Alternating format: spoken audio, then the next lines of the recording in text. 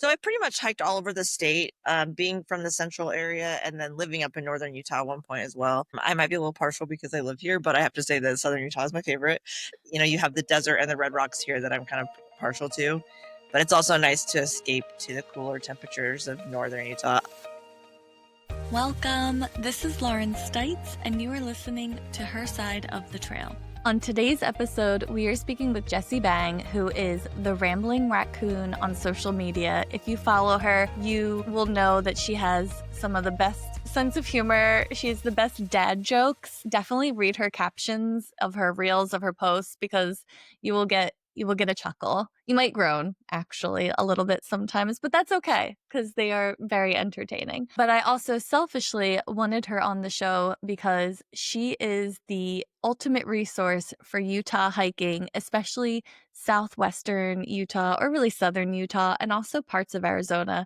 And we are currently planning a trip out to Utah. So I had to pick her brain for some of the best Utah hikes.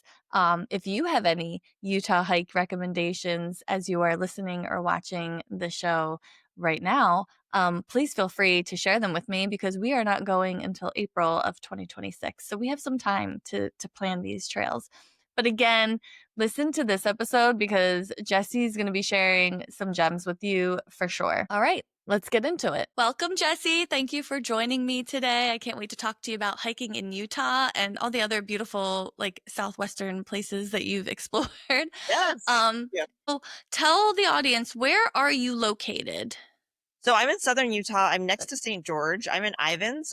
So if you are familiar with the area at all, there's Snow Canyon State Park. And Okay. that's my backyard pretty much. So Nice. on the outskirts of St. George. Oh, Yeah. I'm so jealous. I've never been to Utah, but we were planning a trip, and that's maybe a little bit of a reason I wanted to talk to you too. Oh yeah, come explore. I will show you all the things. Yay, yay. So I know you right now, you're an avid hiker. I love following your Instagrams. Your photos are gorgeous. Your videos are great. Your puns, oh my goodness, you are the funniest, the funniest creator. Hold on real quick. Do you come up with the puns on the spot when you're creating the post, or do you think about them when you're out on your hikes or what? It's funny because I just kind of always am cheesy like that naturally. So I love it. I love it. I I'm never all thought about. people would appreciate it. I always thought it's pretty bad. It's basically just dad jokes all the I time. love it. But who doesn't love a dad joke?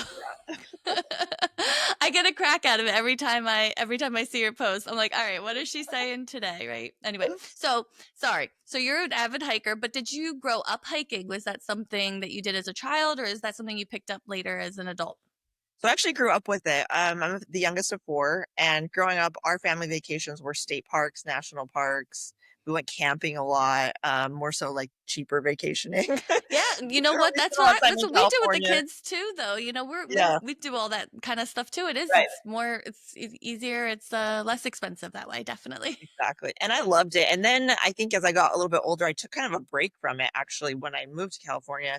And then I just got back into it when I moved to Vegas and then to here. And there's something about Utah that really draws you I was into gonna say, how can you not this be chair, into it this out chair and there? not love it. Yeah, Yeah. exactly. Did you grow up in Utah or? I did. So I grew up in a central part of Utah towards northern Utah and middle of nowhere, but it's sort of by Goblin Valley, if you know where Goblin Valley State Park is. I'm just going to name random places if you know about that. Next to the Santa Fe Swell, so just the middle of nowhere, small town area. And then I lived away from Utah for a really long time. I said, I'm never moving back to Utah ever again. And then Never say never. I did, and it's the best move ever. I've been back for 10 years. And in such a gorgeous area of the country, so why would you leave, really? Since you grew up in Utah and you live in the lower, southern part of it, have you hiked pretty much all over Utah, or are there parts of the states that you haven't gotten to yet? So I pretty much hiked all over the state, being from the central area and then living up in northern Utah at one point as well. And then now living down here, I've hiked all over. I might be a little partial because I live here, but I have to say that southern Utah is my favorite. Northern Utah is beautiful as well, but it's a completely different landscape. So, Yeah. you have the desert and the red rocks here that I'm kind of partial to. But it's also nice to escape to the cooler temperatures of northern Utah. A lot of people, when they find out I'm from Utah, they're like, "Oh, you have so much snow." I'm like, "Actually, I'm next to Las Vegas, so no, I don't." Now, do you ski too, or no? Do you go up there to ski? I don't. I used to snowboard when I was younger, but I Oh, haven't okay. snowboarded in a long time. So No, no. I'm not a winter sports person. I don't mind winter hiking, but I don't winter yeah, sports just aren't my thing. I don't really like the cold. So I live in a great place because I don't flourish in the winter. How cold does it get there in the wintertime where you are?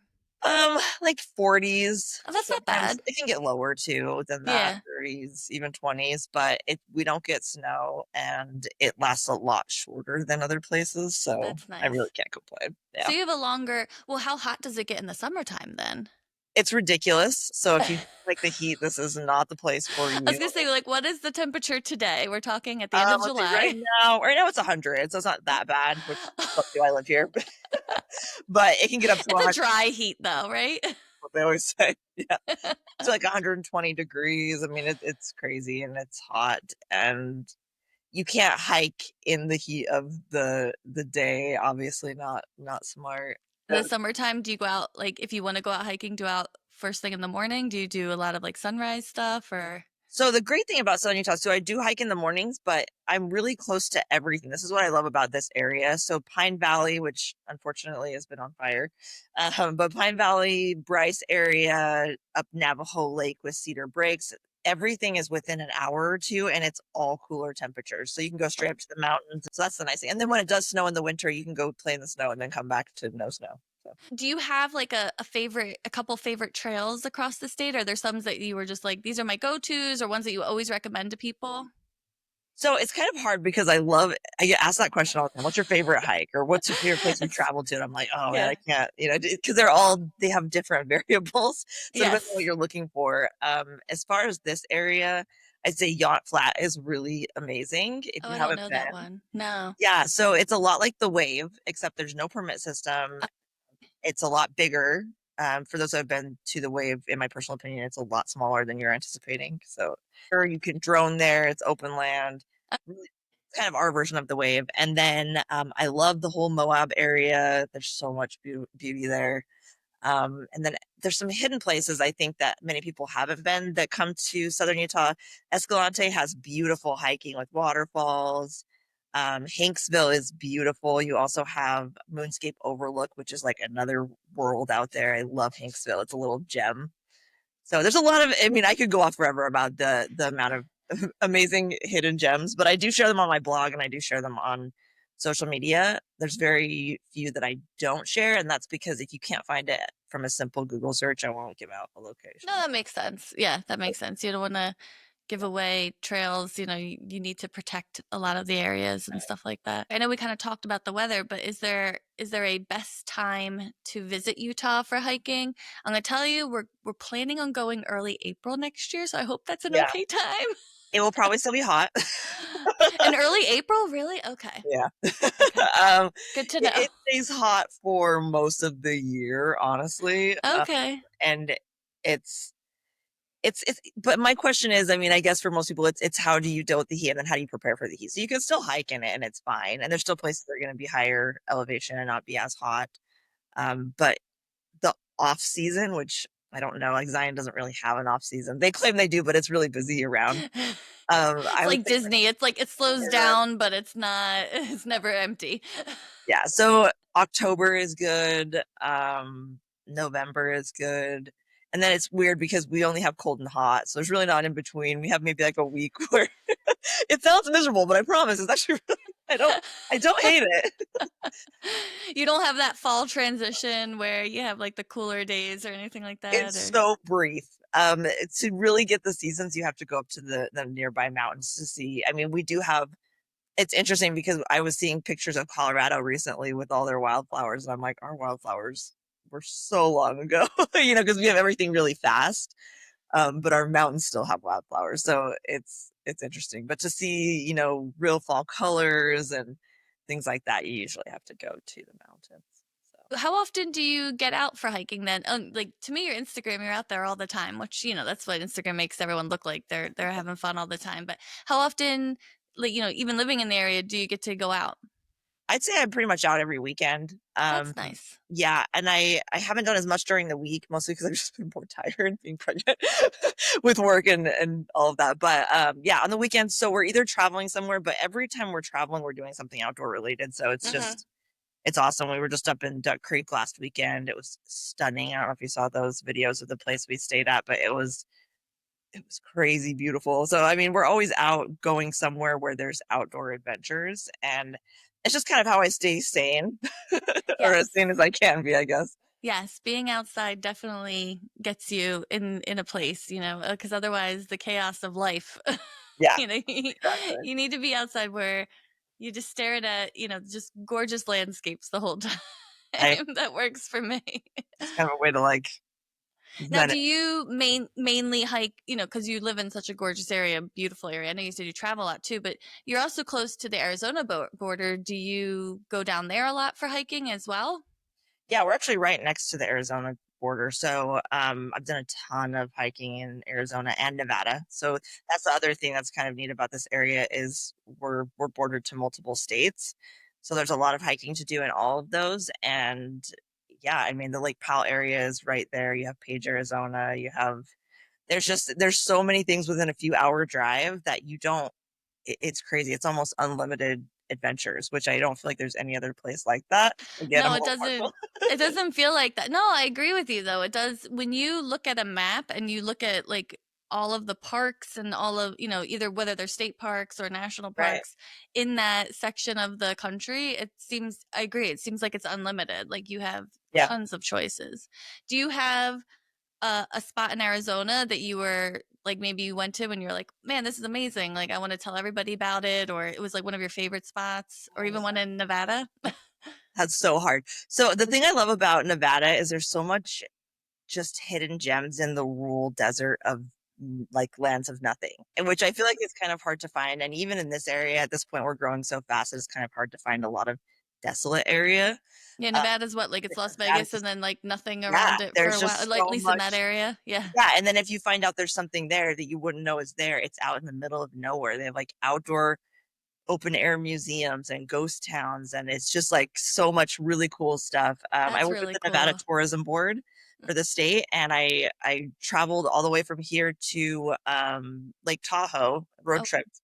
So I got to hit so many different places, and it's like you have the it's just like a car exhibit, and they have the cars in the ground, just all yeah. this cool stuff. There's just I don't even know how to explain Nevada. I love it. I love it. And I lived in Vegas, which is not the same as the rest of Nevada, No, no. but yeah, that's awesome. In Arizona, I love Page. I love that whole entire area. I love Lake Powell, but there's so much hiking and slot canyons, and the dam is right there and it's really beautiful. So if you haven't been to that area, it's interesting. I know a lot of people that live here that have never been to like Page or Lake Powell, which I'm like, I feel like why? when you live close to somewhere, you kind of take it for granted, right? You Yeah. don't you travel like or maybe they're like, "Oh, well we have desert mountain, red rocks here. Why do I need to travel to go see them?" And then they're That's true. coming East Coast to see all the crazy forests, I don't know, or maybe they're in Montana or something instead. Mhm, it's true. I always joke that I will travel for more red rocks. I'm like, they're not the same red rocks, but they're No. And I honestly, I mean, I, I'm gonna sound really stupid though, but like we've been to Colorado and I've done Garden of the Gods several times. yeah. That's also a red rock, right? It is, yeah. Yeah, Okay, yeah, I've been because there. that is one of Great. my most favorite places on the planet, and so that's why I'm like, I want to go to Utah because I want to see similar. I want to see more like that. Oh my goodness, if you love that area, you would be obsessed with this area because Okay, good. it's next level. Yeah, it's incredible. So I'm gonna ask you this because I'm a little in my own self-interest though. Like, so for a Yep. first timer going to Utah, because we have never hiked in Utah before. We've hiked in Colorado, but not Utah. What would be like your top tips and recommendations for any first timers hiking in Utah? Like safety Um, wise or what to expect, things like that. yeah, so I will say no matter where you're hiking, the general rule of hiking prepared is so important. I have done a lot of solo hiking. That's what I kind of got into initially when I got back into hiking. It was kind of interesting. I I thought for a while I'd have somebody go with me to do anything. I had this like mentality, and then it was really a break free moment when I realized, oh wait, I actually don't need to wait on other people to do things. No, I you can can go go do by things. yourself. Yeah. Exactly. And so there's a sense of freedom, and I just fell in love with solo traveling and solo hiking. But along with that comes risks that some people think are more. I don't know. I think it's interesting. There's always this like, oh, you go by yourself. Oh my goodness, you go by yourself. But if you're hiking prepared, it's irrelevant. I mean, having your emergency equipment, and I learned the hard way. There was one experience when I was in Kanab where it was pretty ridiculous because I always have my emergency gear with me in my backpack. But I was going on this supposed to be about a mile and a half hike, and it was sunset. So I'm like, well, I'm just going to run in and run out, and I Yeah, it won't need shouldn't take too long. so Yeah. I'll take everything out of my backpack, right? Because I want to have it be lighter. And so yeah, you can tell it didn't end well for me. I ended up following the wrong ravine, and I hiked like 7 miles out of the way. It was getting dark and cold, and I was panicking, Oh and it was no. terrifying. And Yes. everything ended up being okay. But that experience was very eye-opening, that there was not a short hike or a specific hike that you don't need to be prepared on. So I think that's the main thing, is being prepared. So whether you're I by think yourself or in a group with your family, your friends, plenty of water, depending on the weather, making sure that you have the proper clothing, emergency blankets, emergency ways of drinking water. There's a lot of different things you can carry. So I actually have a blog post that I did that's called Hiking Prepared on the Oh, ramblingraccoon.com, okay, good. and it has a list of all the things that I hike with. I'll So, definitely have to check that out. Thank and you then for that. preparing before you go. So just knowing what trail you're going to, how long is it supposed to be, what kind of conditions it is, doing the research before you get there. So nothing is a question as you're doing it, because there's no way to be prepared if you don't know what you're. And what's the elevation where you are? What like do you know I where you're want to at? say it's, I want to say it, but then I feel like I'm going to be wrong. It's okay. I But mean, I I could always look it up to the like say are it's like you 200, but I could be wrong. oh, No, you can definitely feel the difference when you go up to the higher elevations, for sure. yeah. Yeah, Yeah, even like more. flying like cuz when where we are, we're not high. I think, one of our highest places in Pennsylvania. Again, I think I should look this up, but maybe it's 3,000 feet. I don't even think it's that high, right? Right. So when we fly into Colorado and do hiking there, it's like, we're like, woo, we were hiking in Boulder, and I think I looked like the mountain was not even 7,000 feet, but we could Feel definitely it. feel the difference. Yeah, you can Yeah. definitely Like, feel the I'm in great shape, difference. and then you're like, Yeah. up to the mountain. Like, what's wrong with me? My sister-in-law who lives in Colorado, she loves coming out here because she feels like a superhero because she can handle, she can run, she can do all this kinds of Yeah. stuff because she's so used to it. Anyway, all right. Well, speaking of like energy and whatnot, you're pregnant. You're with child. You said you were 34 weeks, Yes. correct? Yes. So you're in the home stretch, but I'm sure Yes. you're Crazy. feeling it right now. So how has that affected your hiking? Like, what kind of adjustments have you made over, the last couple months to still be able to hike, but obviously safely and thinking about your energy levels, things like that? So it's interesting because I really haven't changed much, I'll be honest. Oh, okay, good. You're in good But shape then.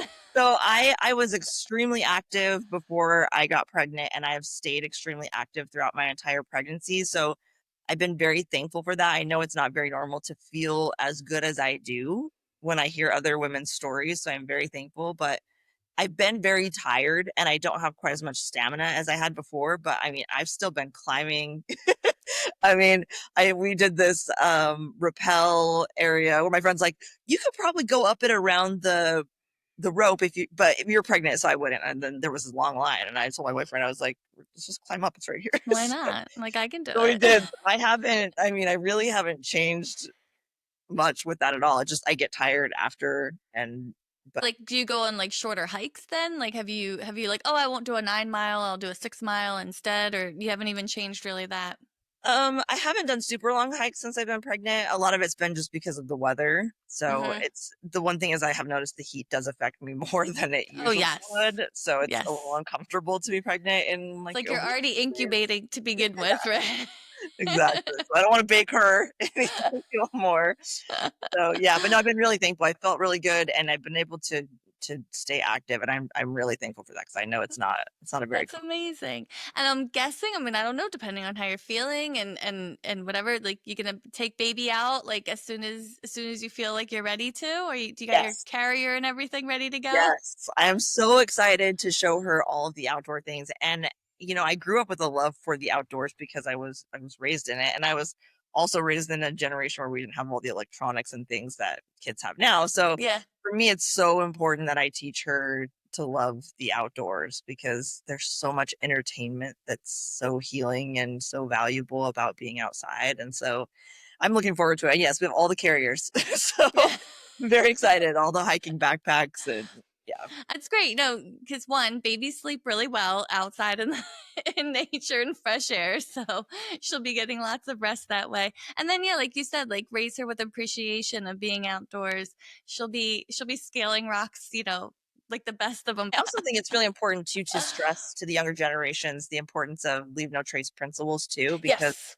a lot of times when I see graffiti and I see people scratching into rocks, I see kids with their parents, and that's just really hard for me to wrap my brain around because it comes from the parents teaching, and so important Hmm. to teach them that picking up all of your trash, not leaving anything but footprints. I mean, those things are things you learn early, and that respect goes a long way for a new generation. So I'm looking forward to I agree. I agree. We can get into a whole thing about leave no trace. I get mad like that. Yeah. I get mad when I see banana peels and orange peels and people are like, "Why? It's natural, decompose." I'm Yeah. like, "It doesn't grow No, here. It's not going to no. decompose here."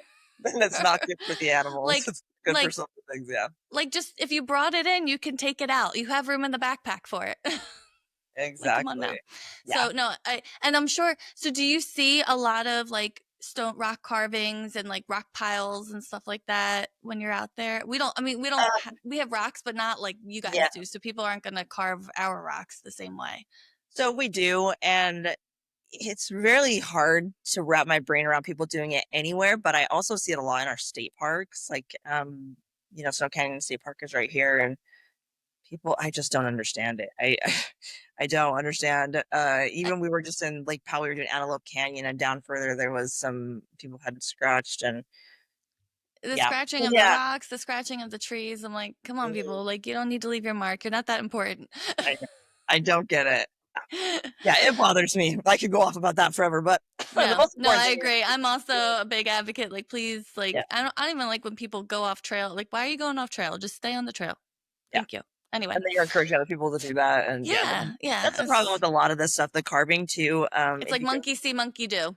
mhm, especially if you go to places like in Kanab, you can go up to like the caves, and the entire thing is covered. I mean, there's not a space that doesn't have a carving on it, and it's because someone started, then someone else Yep, and continued. someone else continued. Oh, if they did it, it's okay, it's okay, it's okay. But Yeah, yeah.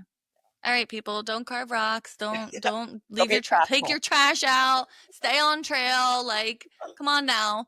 Because in 10, 15, 20 years, we want these places to look the same. We like them, right? We want them to look the same. So Exactly. And just me being here in Southern Utah for the almost 10 years I've been here, I've seen places shut down because people can't treat them with respect. And I hate to think the idea of my daughter growing up and not being able to experience some of my favorite places. And that's why it's so important that we protect it for future generations. yeah, yeah, I agree. I agree. All right. Well, before I let you go, I do appreciate your time. I have to ask you this question because I ask this for everybody. If you could only do one kind of hike for the rest of your life, okay, and it leads to something interesting, would you want it to lead to a view or would you want it to go to a waterfall? I would say a waterfall. Oh, okay. You It's surprised me it's there. interesting because you wouldn't think I love water because I live in the desert, but I think because I live in the desert, I love the water. It's kind of It like is we nice. barely Yeah. get rain, and so when it rains, I just freak out, like when you Now, go do out. you have any like waterfall hikes close to you or are they all kind of far from you? We do have quite a few actually. Canaryville Okay. Falls. We have Zion has waterfalls. There's quite a Okay. few there. It's funny though because a lot of our waterfalls are more trickles compared to Colorado and like even northern Utah. I'm like that's not a It looks real like someone left waterfall. the hose on, right? Exactly. Yeah, I love waterfall hikes. I think that's yeah. They are. There's something very relaxing about. I think they said like there's like positive ions or something that Mhm. come off the water, and it just makes you feel better. So I agree. I like waterfalls too. So I know we talked about a little bit, during the conversation, but where can everyone find you on social media, your website? What is all of that? So everything's under the Rambling Raccoon. So that's Instagram, Facebook, TikTok, Pinterest, LinkedIn. My website's the They can Rambling find Raccoon. you everywhere. What else I got? Yes, the Rambling Raccoon and ramblingraccoon.com. So, Well, yeah. Jessi, thank you so much for sharing your knowledge of, Utah hikes and the surrounding area with us. I really appreciate it. And good luck with the baby. I can't wait Thank to you. see photos of her. Well, if you're comfortable posting them, of course. But, Yes, even if it's just her little head in your carrier. I'm excited. Thank you so much for having me. And I'm excited that we got to, meet because we haven't met in person, but it's Yeah, so this is neat to me fun. how many connections, real connections you can make on social media with people you've never met. And Instagram has been amazing for meeting like-minded individuals like you guys. The majority of my guests so far are just Instagram people that Yeah. we've been friends with online Right. forever, but like have never got to meet in person. So I Yeah. like this. I like this to be able to connect. I agree. Yeah. All Awesome. right. Well, Thank you. thanks again. It was such a great pleasure talking to you. Thank you. Thank you for listening to Her Side of the Trail. There are more hiker stories to hear, so please follow along to hear them as soon as they come out. And if you like this episode, please share it with your friends or on social media. Her Side of the Trail is hosted and produced by me, Lauren Stites. I can't wait to share another hiker story with you next episode.